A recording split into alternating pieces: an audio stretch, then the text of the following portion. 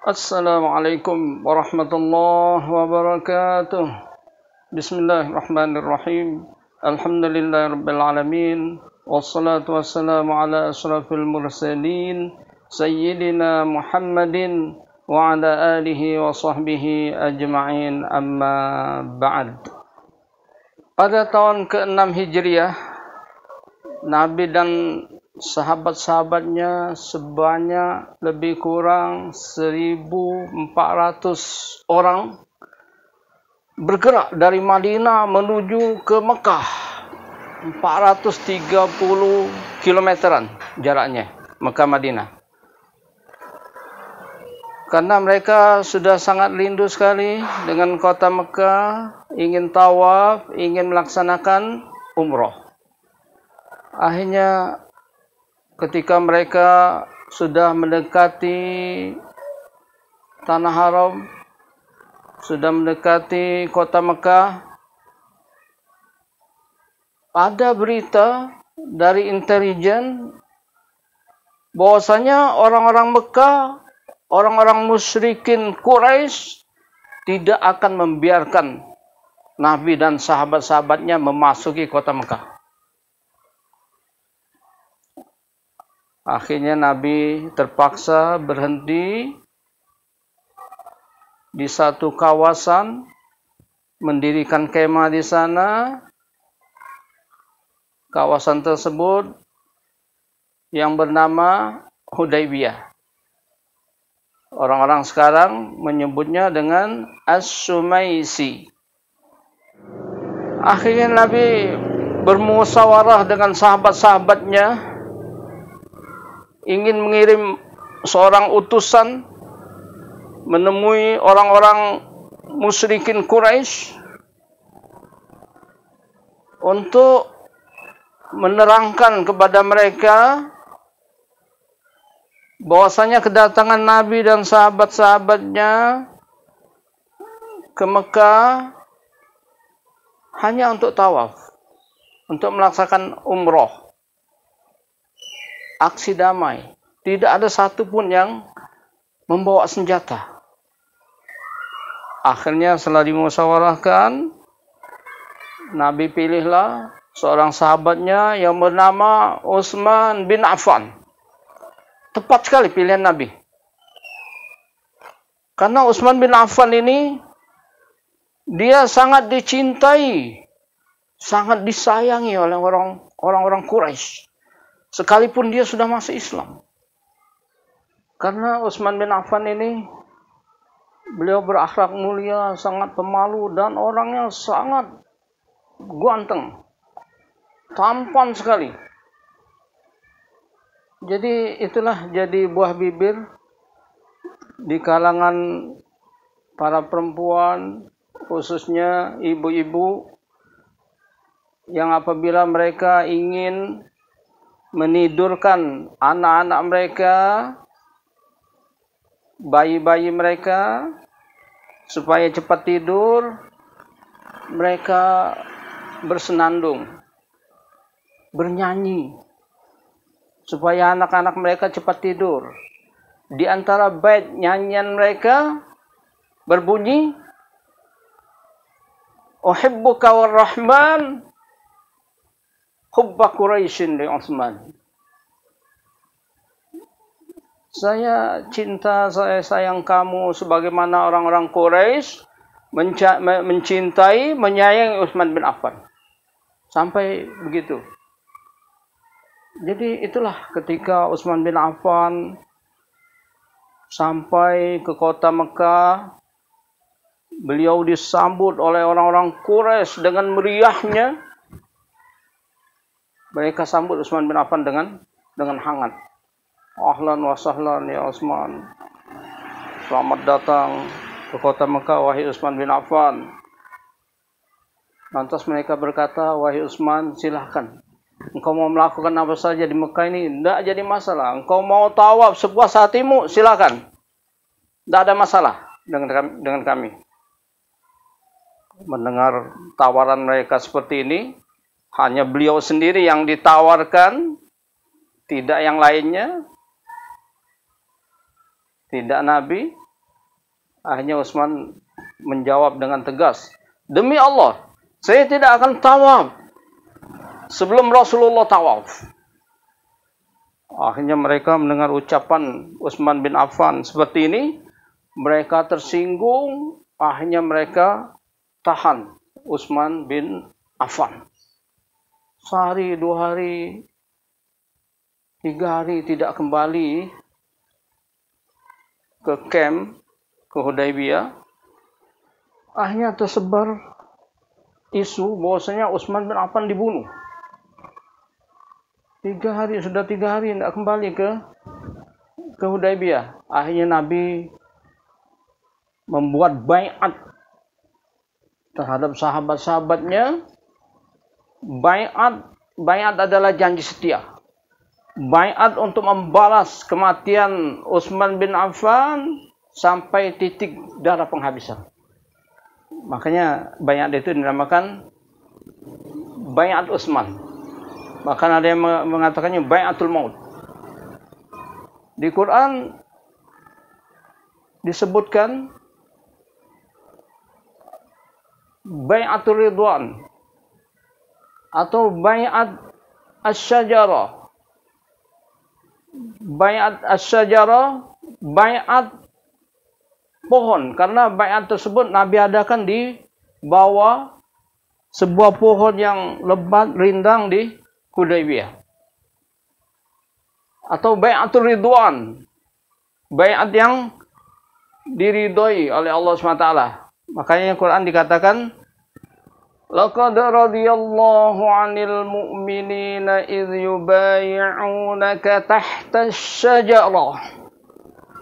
Sungguh Allah telah meridai orang-orang mukmin yang membaiat engkau ketika itu di bawah sebuah pohon. Makanya dinamakan baiat asy-syajarah. Baiat syajarah, pohon. Baiat pohon. Baiat ridwan. Baiat yang diridhoi. Karena dalam satu mafhum hadis dikatakan lan yalijan nar. Mafhumnya tidak akan disentuh oleh api neraka orang yang ikut serta dalam perang Badar dan orang yang ikut serta dalam baiatul ridwan ini. Jadi baiatul ridwan, baiat yang diridhoi oleh Allah Subhanahu wa taala. Tatkala orang-orang Quraisy, orang-orang Mekah, kafir Quraisy mendengar Nabi membaiat sahabat-sahabatnya untuk membalas kematian Utsman bin Affan sampai titik darah penghabisan, akhirnya mereka ketakutan. Akhirnya mereka cepat-cepat lepaskan Utsman bin Affan dan mereka segera mengutus utusan untuk menemui Nabi. Delegasi yang dipimpin oleh Suhail bin Amr untuk mengadakan perdamaian dengan Nabi dan sahabat-sahabatnya. Akhirnya sampai delegasi Quraisy di Hudaybiyah yang dipimpin oleh Suhail bin Amr, umat Islam sendiri dipimpin oleh Nabi kita Muhammad SAW. Sebelumnya Nabi panggil juru tulisnya yang bernama Ali bin Abi Thalib. Setelah kedua belah pihak berhadapan-hadapan untuk berdamai, Nabi panggil juru tulisnya, juru terangnya yang bernama Ali bin Abi Thalib. Nabi berkata kepada Ali, wahai Ali, tulis Bismillahirrahmanirrahim. Tatkala didengar oleh Suhail bin Amr, tidak. Kami tidak paham. Kami tidak kenal Ar-Rahman Ar-Rahim. Tulis saja Bismikallahumma. Wahai Ali, tulis Bismikallahumma. Ditulis oleh Ali Bismikallahumma. Kemudian yang kedua, judulnya, tulis engkau judulnya wahai Ali. Inilah perjanjian Muhammad Rasulullah dengan Suhail bin Amr. Ditulis oleh Ali, inilah perjanjian Muhammad Rasulullah. Sudah tertulis kalimat Rasulullah tatkala dilihat oleh Suhail bin Amr. Tidak. Jangan Muhammad Rasulullah, Muhammad bin Abdullah saja. Karena kami tidak mengakui dia sebagai Rasulullah. Kalau kami mengakui dia sebagai Rasulullah, buat apa kami memusuhi beliau? Wahai Ali, hapus kalimat Rasulullah. Engkau tulis bin Abdullah. Inilah perjanjian Muhammad bin Abdullah dengan Suhail bin Amr. Ikutkan saja kemauannya. Sekali ini Ali dengan tegas menolak.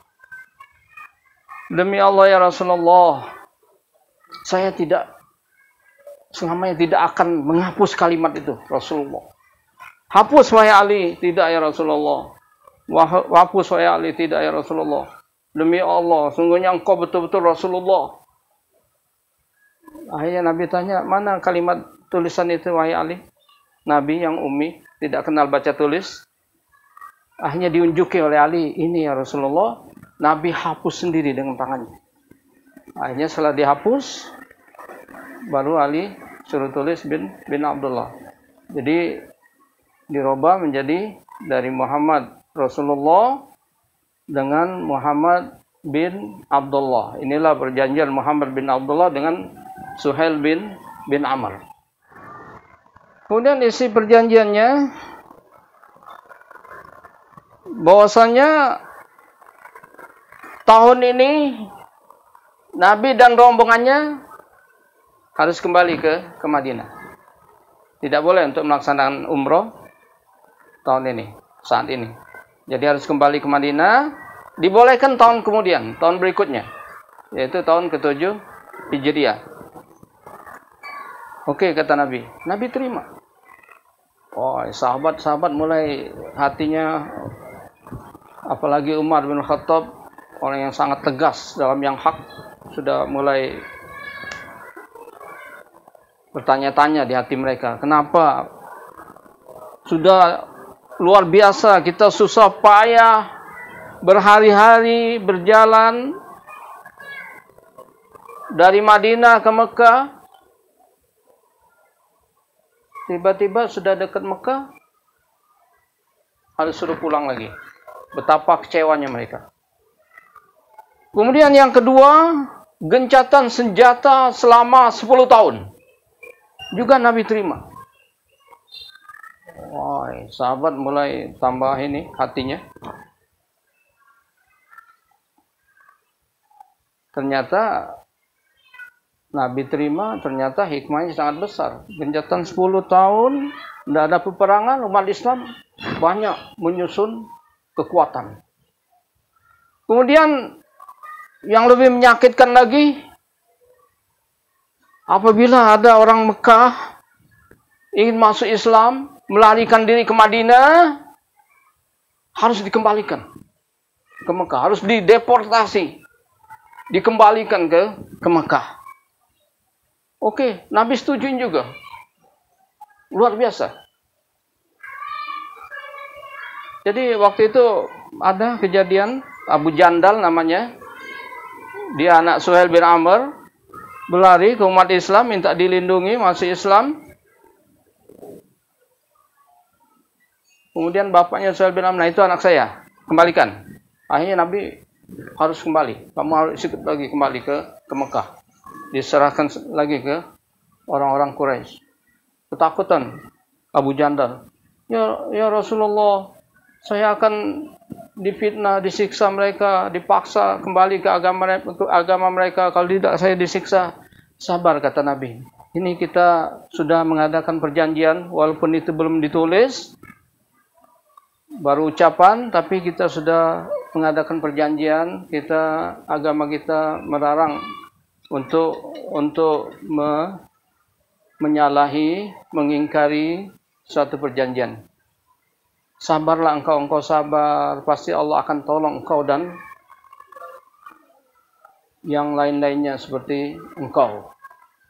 Akhirnya dia diambil oleh Suhail bin Amr. Kemudian berikutnya, apabila ada orang Madinah ke Mekah, murtad, ataupun ingin bergabung dengan orang-orang Mekah, mereka tahan tidak, mesti dikembalikan ke Madinah. Jadi perjanjian yang sangat tidak adil, yang sangat zalim. Dari judul surat perjanjian itu saja sudah ditolak. Bismillahirrahmanirrahim, tidak diterima Muhammad Rasulullah. Jadi itulah sahabat-sahabat Nabi, banyak di hati mereka bertanya-tanya, kecewa. Terlebih-lebih Umar ibn Khattab, orang yang sangat pencemburu dalam agama ini, orang yang sangat keras, sangat tegas dalam yang hak dalam agama Islam ini. Beliau tidak bisa menahan unek-unek di hatinya. Dia tidak bisa menahan emosinya. Akhirnya dia langsung menemui Rasulullah SAW. Dia berkata kepada Rasulullah, perhatikan ucapan Umar seperti ini. Namun akhirnya beliau menyesal. Dia berkata, alasta Nabi Allah haqqa? Bukankah engkau ini Nabi yang sebenarnya? Dijawab dengan singkat oleh Nabi, bala, benar. Kemudian dia tanya lagi, alasna al-haqqi wa hum alal batil? Bukankah kita yang hak, mereka yang batil? Nabi jawab dengan singkat, bala, benar. Kemudian dia tanya lagi, alisa mautana fil jannati wa mautahum fil nar? Bukankah kalau kita mati masuk surga, mereka mati masuk neraka? Nabi jawab dengan singkat, bala, benar. Nah, yang terakhirnya dia tanya, idzan limadza nu'tid daniyya fi dinina?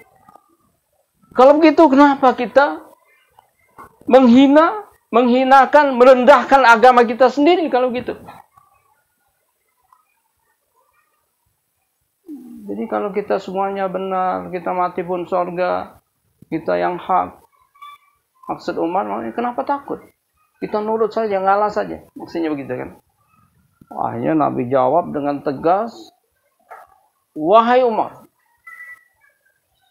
saya adalah Nabi yang sebenarnya. Saya tidak akan menyalahi perintah Allah. Allah tidak akan menyia-nyiakanku dan Allah sebagai penolongku. Akhirnya Umar terdiam. Namun di hatinya masih belum ada rasa puas. Akhirnya dia menemui Abu Bakar. Dia tanyakan, dia ajukan pertanyaan yang sama yang dia ajukan kepada Rasulullah, dia tanyakan juga kepada Abu Bakar. Disinilah pemirsa sekalian betapa hebatnya Abu Bakar. Jawaban Abu Bakar sama betul dengan jawaban dengan Nabi kita Muhammad SAW. Tidak meleset satu kalimat pun. Dia tanya, wahai Abu Bakar, alaisa Nabi Allah haqqa? Wahai Abu Bakar, apakah dia itu Nabi yang sebenarnya?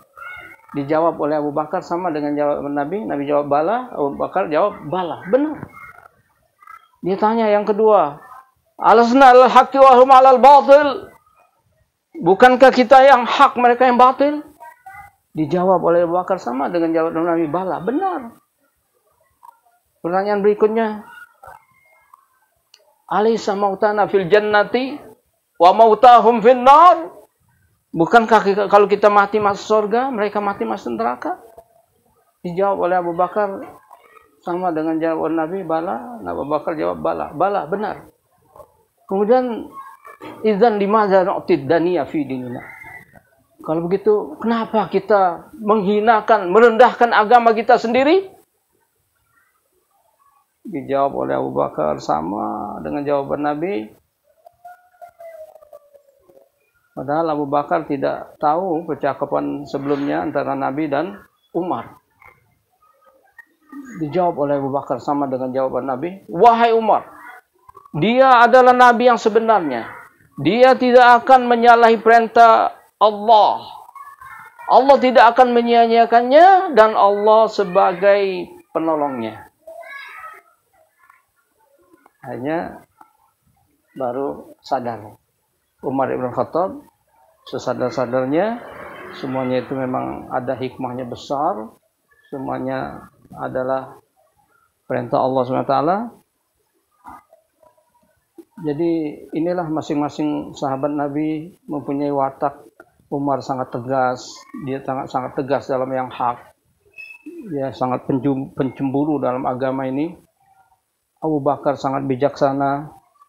Makanya Abu Bakar, beliau Nabi kasih gelar As-Siddiq, pangkat yang paling tinggi. Ditimbang iman seluruh manusia dengan imannya Umar Ibn Khattab. Iman Umar Ibn Khattab lebih berat dari seluruh manusia. Namun imannya Umar Ibn Khattab dan seluruh manusia ditimbang dengan imannya Abu Bakar. Iman Abu Bakar terberat. Jadi ada juga dikatakan daqqatu qalbi Abi Bakar kadaqqati qalbi Muhammadin sallallahu alaihi wasallam. Detak jantung Abu Bakar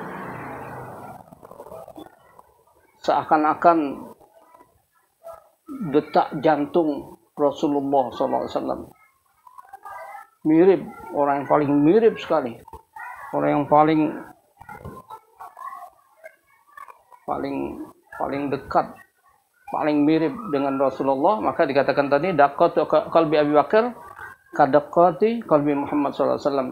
Detak jantung Rasulullah, detak jantung Abu Bakar seakan-akan detak jantung seperti detak jantung Rasulullah sallallahu alaihi wasallam.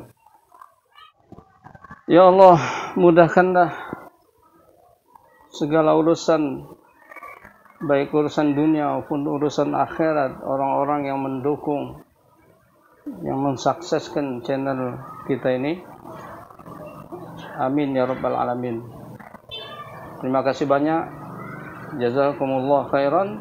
Wassalamualaikum warahmatullahi wabarakatuh.